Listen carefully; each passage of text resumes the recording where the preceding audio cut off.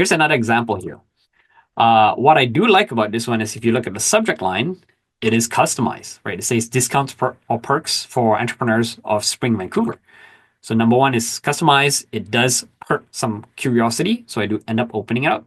It would have been better if they sent it to, instead of the help inbox, to a personal inbox, and they could easily find that personal inbox just by going on the website.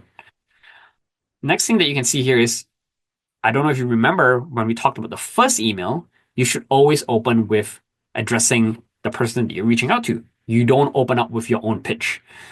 Hello, I am Daniel, editor, CEO of Edit.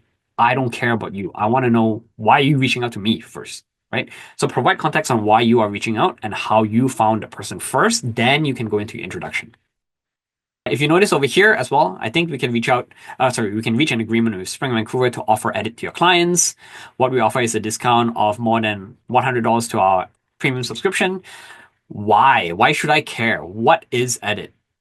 Instead, it may have been better for him to position along the lines of, for example, we find that many startups often find the price of professional design tools prohibitive, and we are here to change that.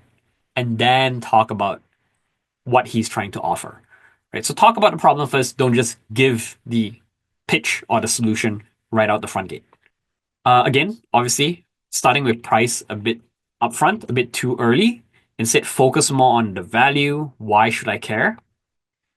And if you look at the call to action as well, no clear call to action. If you need more information or have any questions, we will discuss it without problem. What do you want me to do? Why should I respond to you? Make sense? Instead, he would have probably been better off sending an early email saying along the lines that I mentioned before, like, hey, we notice a lot of startups have this problem working with design tools because they can't afford it.